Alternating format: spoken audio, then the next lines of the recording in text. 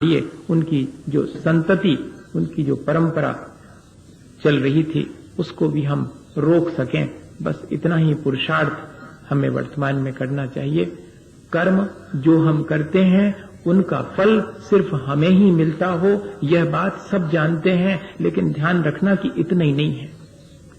कर्म का फल वर्तमान में भी मिलता है और दूरगामी परिणाम भी हमारे अपने कर्मों के होते हैं। और इतना ही नहीं, अपने एक अकेले के जीवन के ऊपर ही नहीं, आसपास के परिवेश और वातावरण पर भी हमारे कर्मों का असर पड़ता है। ये बात भी हमें जरा विचार कर लेनी चाहिए। कर्म करते समय कितनी जिम्मेदारी हमारी है, ये बात हमें समझ में आनी चाहिए। तो फिर हमारे अपने कर्म करने की जो कुशलता है, वो हमारे कर्म तो करना है, लेकिन कुशलता कैसी हमारे अंदर होनी चाहिए कि ये कर्म मेरी क्षति ना करें, मेरे परिवेश की भी क्षति ना करें। मेरे किए हुए कर्म सिर्फ मेरी ही क्षति, मेरा ही उत्थान नहीं करते हैं, मेरे आसपास के परिवेश की क्षति और आसपास के परिवेश के उत्थान में भी कारण बनते हैं। इस बात पर भी हमें विचार करना चाहिए। मेरे कर्म मेरे वैयक्तिक नहीं हैं, वे सामाजिक और राष्ट्रीय और अत्यंत व्यापक हैं। जैसे अपन सब जानते हैं कि अगर परिवार में कोई एक व्यक्ति धर्मात्मा है, तो उस परिवार की विश्वसनीयता, उस परिवार के प्रति लोगों के मन में प्रशंसा का भाव, उस परिवार की प्रामाणिकता, इन सारी चीजों में बढ़ोतरी होती है कि नहीं होती। एक व्यक्ति परिवार में धर्मात्मा है तो सारे परिवार को उसका फल मिलता है या नहीं मिलता है?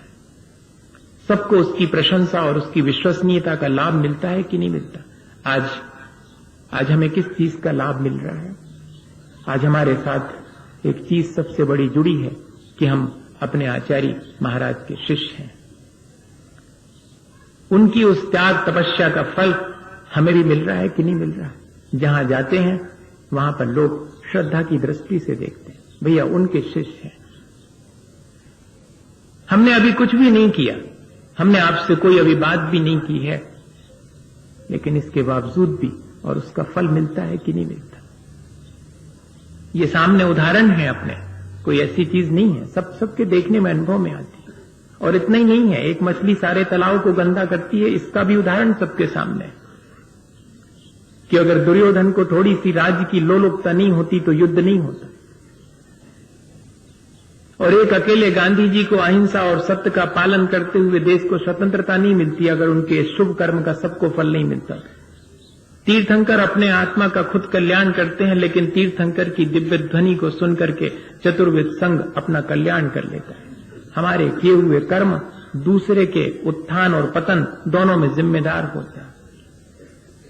माता पिता के अपने जैसे कि धन संपत्ति अपने बेटे को मिलती है, इतना ही नहीं समझना, माता पिता का कर्ज भी बेटे को ही चुकता करना पड़ता है। दोनों ही स्थितियां हैं।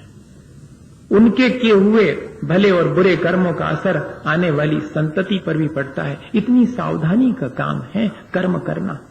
सिर्फ हमारे ही अपने जीवन को बेमुश्किल में नहीं डालते हैं या हमारे जीवन का उत्थान नहीं करते हैं, वे हमारे आसपास के परिवेश को भी प्रभावित करते हैं। ये बात हमारे ध्यान में बनी रहे। तब फिर कैसे कर्म करना है, ये अपने मन में अपने आप ही विचार आना शुरू होगा। ये सारी चीजें ध्यान में रख के अब अपन थोड़ा सा आज आगे बढ़ते हैं। एक छोटा सा उदाहरण देख ले में, और फिर उसके बाद अपने को समझना यह है कि मैं जिन कर्मों का फल भोग रहा हूं, वो मैंने किन भावों से बांधे होंगे। आज अगर मेरी अज्ञानता ज्यादा है, मेरा ज्ञान ढक गया है, या कि मेरा अपना विजन क्लियर नहीं है, मेरे अपने जीवन में बहुत सारी गड़बड़ियां हैं, तो उन सबकी जिम्मेदारी मेरे अपने पूर्व के किए हुए परिणाम हैं।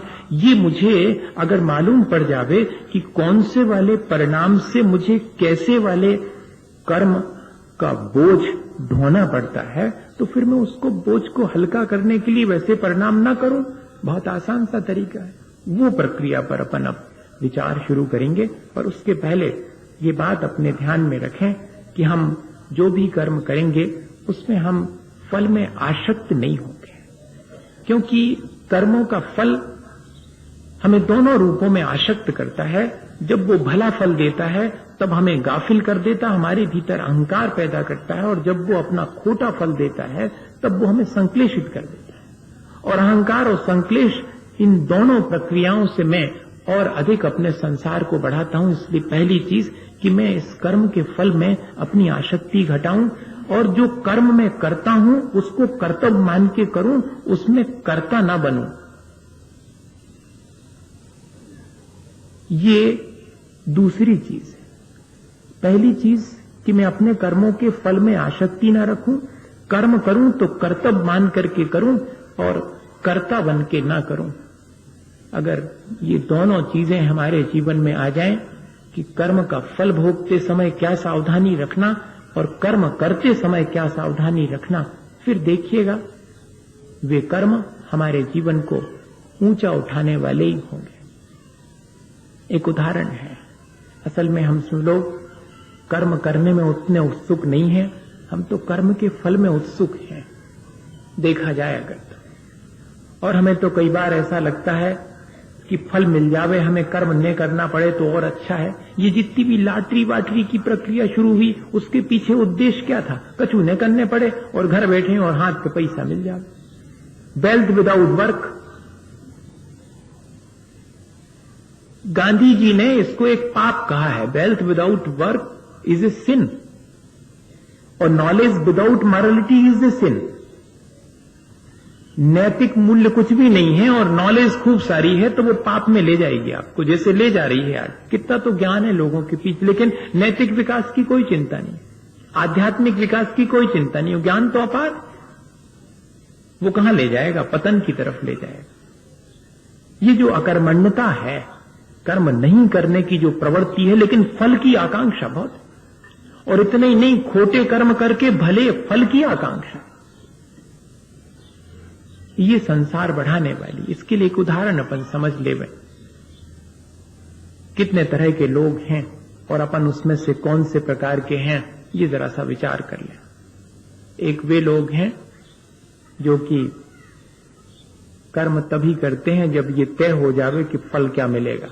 असल में ये फल में ज्यादा रुचि रखते हैं, कर्म में रुचि नहीं रखते हैं।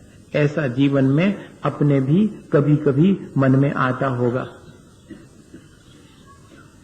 कि करना ना पड़े और उसका फल मेरे मन मुताबिक मुझे मिल जाए। दूसरे और अच्छे लोग हैं उससे, जो ये कहते हैं कि मैं तो अपना कर्म करूंगा, मेरा कर्तव्य है, और जब मैं अपना कर्तव्य बखूबी करूंगा तो उसका फल भी पाऊंगा। अब मुझे उस फल को लेकर के चिंतित होने की क्या आवश्यकता है? भले कर्म का फल भला मिलता है, बुरे का फल बुरा मिलता है। अब मुझे इसमें ज्यादा चिंतित होने की भी आवश्यकता है?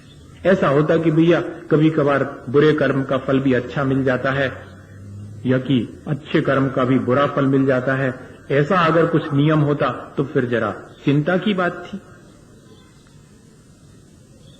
और तीसरे प्रकार के लोग थोड़े और निश्चिंत हैं। वो तो ये कहते हैं कि मैं तो कर्म करता हूं, फल तो भगवान पर छोड़ता हूं। ये भक्त किस्म के लोग होते हैं। और दूसरे किस्म के लोग गृहस्थ हैं, और पहले किस्म के लोग अकर्मण्य हैं। अकर्मण्य व्यक्ति कहेगा कि मैं तो कर्म तभी करूंगा जब मुझे फल मिलने की तय कर दो आप कि ये फल, बल्कि मुझे पहले ही फल दे दो, फिर बाद में देखेंगे, काम तो बाद में करेंगे। पैसा पहले धर दो तो वहां काम हो जाए, फिर बयाने कर दें, पैसा रखो पहले। ये क्या है? ये आज अकर्मण्यता की तरफ ले जाने वाली प्रक्रिया शुरू हो गई कि नहीं हो रही? अवार्ड पहले, वर्क बाद में। गृहस्थ सिर्फ इतना मान के कर्म करे कि उसका कर्तव्य है, अच्छा करूंगा अच्छा फल मिलेगा, बुरा करूंगा बुरा फल मिलेगा। भक्त व्यक्ति थोड़ा और निश्चिंत रहता, वो कहता मैं तो अपना कर्म करता हूं, बाकी मैं सब भगवान पर छोड़ता हूं, वो जाने। हालांकि भगवान इस प्रपंच में नहीं पड़ता, लेकिन मेरी श्रद्धा, मेरी भक्ति मुझे